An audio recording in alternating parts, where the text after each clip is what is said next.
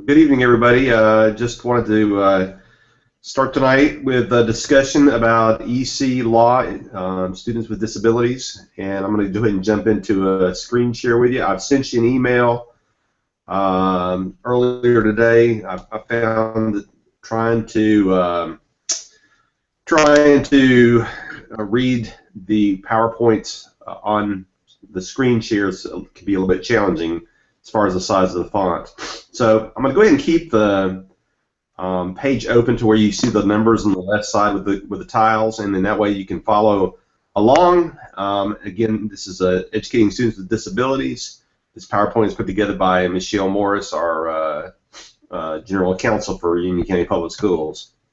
I'll just jump into it. There's two different types of things that you see with regards to students with disabilities. You have EC students that have an IEP, and then you have students who have a disability that doesn't require an IEP, but just requires a Section 504, which is basically a way to provide accommodations for students to level the playing field. It comes from the Rehabilitation Act of 1975, Section 504, hence the name 504. And it was written originally as a civil rights legislation, and I've got this here for you to show. That's on slide number 2. Going down to slide number 3, the 3 prongs to determine whether somebody is eligible for a 504 has to have a physical or mental impairment which substantially limits one or more major life activities or major bodily functions, has to have a record of such an impairment, and is regarded as having such an impairment. I'm just going to glance through these real quick, but these are some of the mental and physical impairments for you. It's slide 3, or slide 4, excuse me. I'm going on to slide 5. Has to be, so 504 is needed when there's a substantial limitation. A substantial limitation in the ability to perform a major life activity or major bodily function.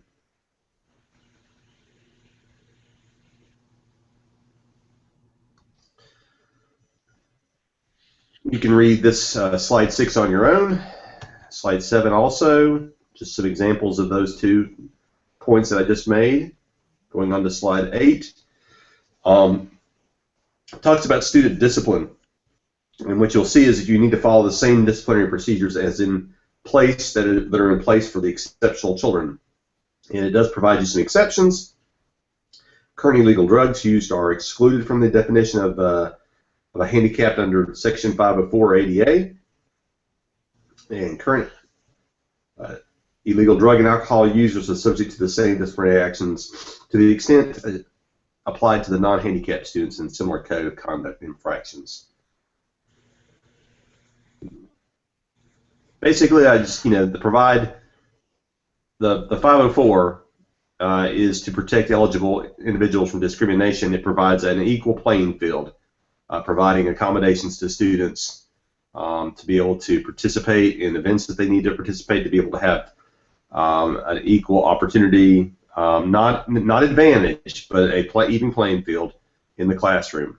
Whereas the purpose of IDA is to ensure that all children with disabilities have available to them a free and appropriate education that emphasizes special education-related services designed to meet the unique needs and prepare them for further education. There are goals within an IEP for the students, whether they're behavior goals or academic goals. Here's a little bit of the history. This is slide 10 of the IDEA 1975, the Education for All Handicapped Children Act. So anything, but we didn't have any legislation before 1975. And then it goes into the 1990s with the Education of All Handicapped Children, the 1997 IDEA, and now we usually deal with reauthorizations of IDEA. More legislation or more history of the IDEA. Okay, so the eligibility requires a satisfaction of a two-part test. The child must meet the criteria developed for one of these. One of the categories of disabilities enumerated by the IDEA, and you have the different acronyms there. and the definitions within the categories are not exhaustive. So there's a variety of different disabilities. Child must also be in need of special education related services as a result of the disability. On the 13, eligibility terminates when one of the following occurs. The child reaches 21, 22. The child graduates from high school with a regular diploma. Also, while the district must conduct an evaluation before determining that the student is no longer a student with disability, it is not required to evaluate before termination under one of these above criteria. Okay, I'm going to go on to the next one here. Let's see here. 15. FAPE is the big term with special education or exceptional children's program. FAPE is defined as special education related services that are free and appropriate public education. Free only applies to the cost of special education related services. Nothing prohibits charges for such things as art supplies, as it mentioned here. In public, the public school is generally the location, but the district could place the children in a private facility at public expense. It's very important as an assistant principal or principals to be careful to just come out to not just make comments to parents regarding that they ought to go into a private institution. You could cost the district their district thousands of dollars of funds for such comments like that. So we try to, if it's the appropriate thing, then that's the right thing to do, and that's the IEP team that makes that decision. It's just something you have to be careful with and make sure it is the appropriate thing when you do that. So the beginning of the EC, the child find requirements at IDEA require the district develop procedures and policies to ensure that all children with disabilities living with the district are identified, located, and evaluated.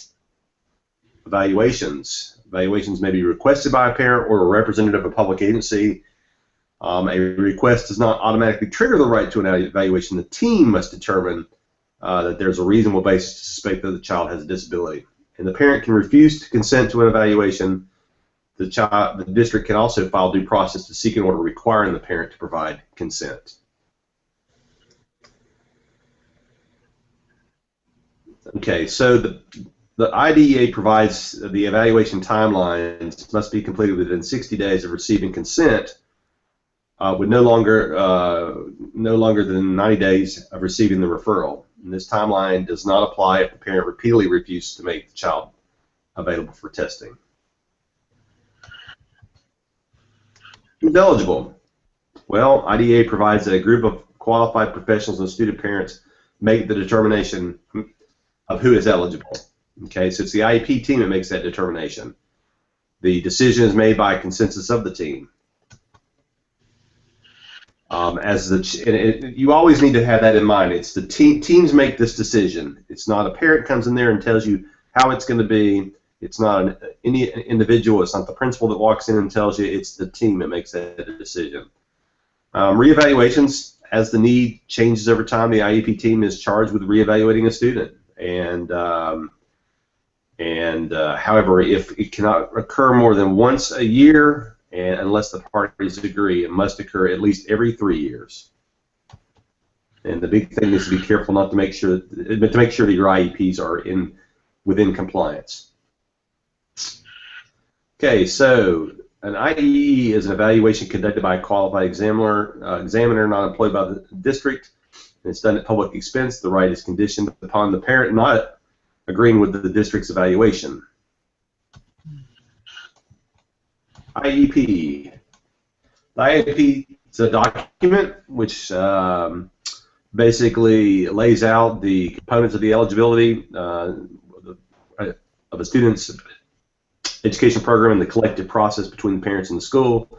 IEP must be in place for every eligible student at the beginning of the academic year. Now, generally speaking, IEPs are constantly being viewed by someone at the school as they are graduated to the next year, just to make sure, again, to make sure they're in compliance. You don't generally deal with them at one time. You generally deal with them throughout the year. Okay, IEPs include a statement of the present level academic achievement, functional performance. It includes a statement of measurable goals and description of how long it will be measured and when periodic reports will be provided. It talks about related services, supplementary aids. They're there to help the child meet the goals and the progress into the general education. Explanation regarding removal from non-disabled peers, accommodations to be provided in general education setting. Components also include statement of present level of academic achievement, statement of measurable goals with periodic reports. I think I just went over that a minute ago, skipped over, so let's try to get back here. It includes a beginning date, frequency of services, transition beginning at age 17, notice of and information regarding the transfer of rights. Factors to consider when developing IEP: if the student exhibits a behavior which impedes his or her learning, or that of others, if the student is LEP, if the student is blind, visually impaired, if the student has special communication needs, whether the student needs assistive technology, also things like transportation, if the child needs special transportation. Go down here. The biggest thing is to place the child in the least restrictive environment to the maximum extent. That gets really dicey when you're dealing with a student of behavior needs that some folks, some teachers might get frustrated, or even administrators get frustrated with and want to place them in a separate setting. You want to go with the least restrictive, and then if you have situations where the behaviors are getting worse, you don't just go automatically to a separate setting. You try to you insert opportunities to slight restrictions maybe, or you're walking the child to class versus letting them walk to class on their own, and you continue to try to implement different strategies to get the child's behavior on track without moving directly to those separate services.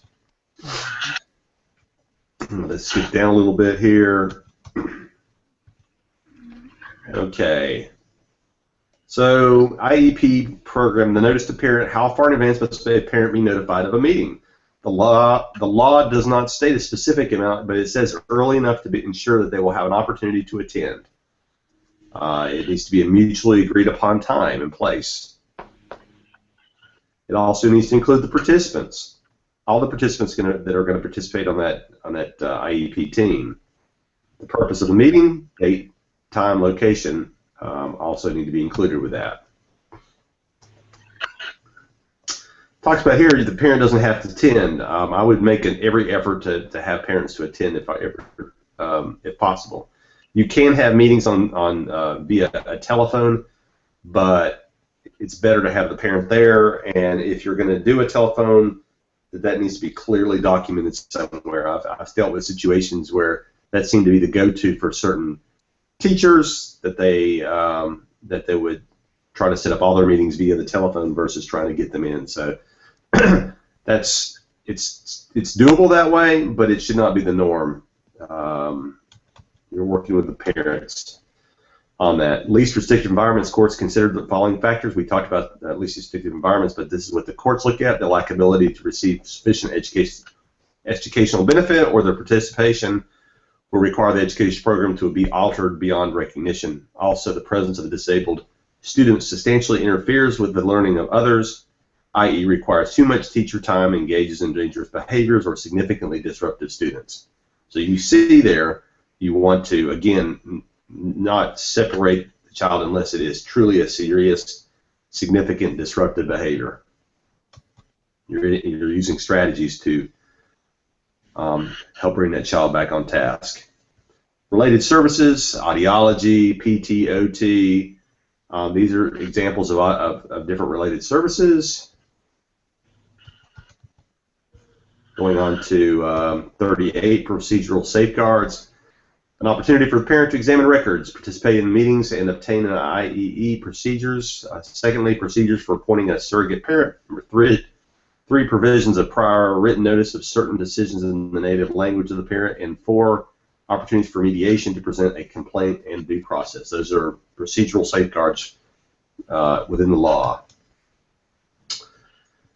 Talks about how these procedural safeguards notice must be provided to the parent at least once a year. You always, anytime you have a IEP meeting or any kind of parent meeting with regards to IEP or EC student, it's always best to give the parent the book of rights. Mm-hmm. All right. Consent. Parents must provide informed consent in their native language. We talked about that. Due process. This is the hearing for resolving disputes between the identification of an EC student, the evaluation of an EC student, the placement or provision of the FAPE, the free and appropriate public education. The statute of limitations is 1 year in North Carolina, and basically you have a stay put. In other words, if there's a change and there's a due process request, you stay put as how it was previously determined for the child until such time as the due process hearing is completed.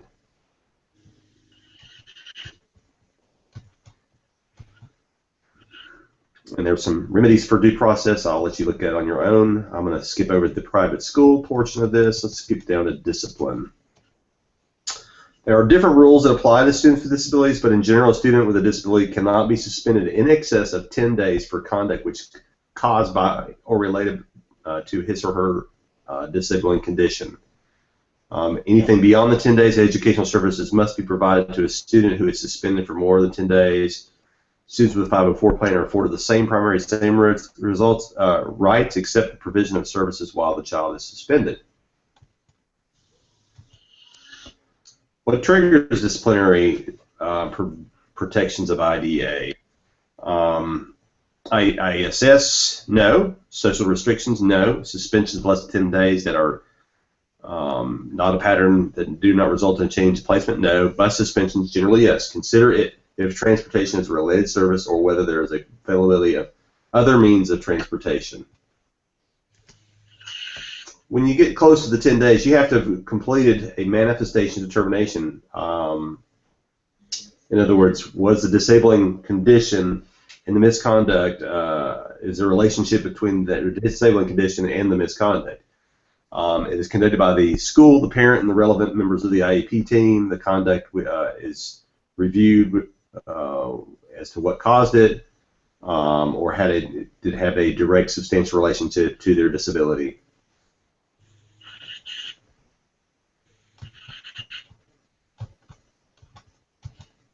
You also have things such as functional behavioral assessments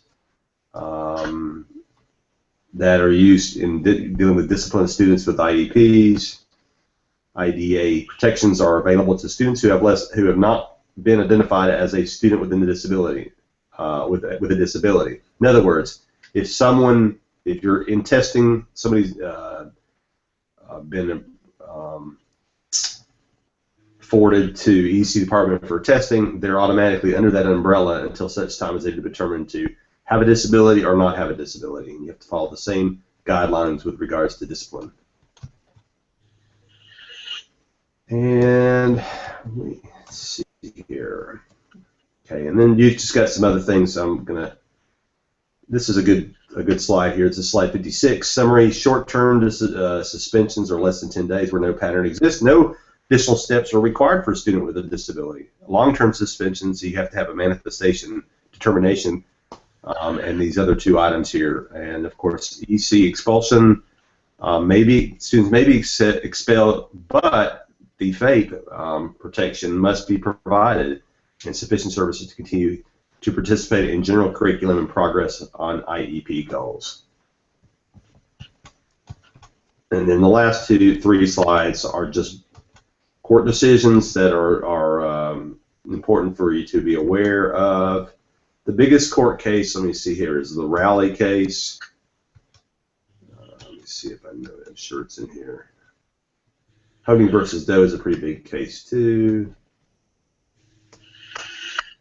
And yeah, the second one here, Board of Education of Hendrick Hudson Central School District versus Raleigh. It's the first decision in school education, special education by the U.S. Supreme Court, and it defined the free and appropriate public education. So that concludes. It's a really quick run through with regards to EC. There's a lot of information that's out there. I'd encourage you to look at YouTube videos on EC law. I'd encourage you, especially board administration, to get as much training as possible. It's one of those things, if you're not careful, it could cause you, it could cause the district lots of money. It could cause, it's usually something that gets you pulled down to the district office and to have to explain if not done correctly. So my advice is to utilize the IEP team as is required by state law, also to utilize your district's district representation with the special ed department in dealing with tricky cases that are out there. That concludes the EC part. I do want to say one thing. A question came today regarding the contextual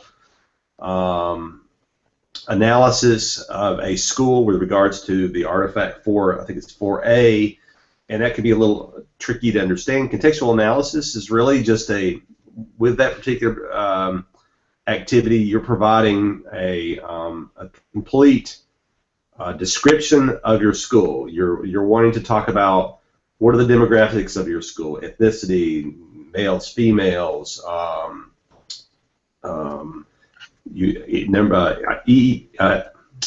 ESL students, EC students, a variety of those types of, giving them a big picture of the student population, giving them a big picture of the teacher population. How many teachers are within their first 5 years? How many teachers are in their last 5 years? How many teachers are have master's degrees, bachelor's degrees, etc.? Then you want to get into things such as your tests, the various tests and results of your tests. Is it a rural school? Is it an urban school? Is it you're basically providing a picture of your school to anybody who would pick this piece of paper up. You'd say, I understand. I know what that school is, and maybe is it a Title I school? All sorts of things that you want to make sure that you include in there. So if you have any questions about the contextual analysis, please shoot me an email. I'll be here Wednesday night to answer any questions that might come up over that. I'm also going to post tonight the next discussion boards for you, and I think that concludes my part for tonight. Any questions? I have one question. Yes, ma'am. About the students with disability assignment that's due July 1st. We have to consult with the EC specialist in our school or district. Mm-hmm. Will it be okay to email since everyone is out on break? Absolutely. I mean, a lot of those folks in your EC, a lot of the folks at district office, they work 12 months a year. But if somebody's out on vacation for whatever reason, I see. Yeah, it's either at your school. So if your person at your school is out, I got you. I understand what your question is. Yeah, you can do it through an email. You may just want to pose a variety of questions to them so you make sure you have complete answers. But I think that's fine. Okay. Okay. All right. Well, listen. Have a great night, and I'll see everybody on Wednesday. Good night.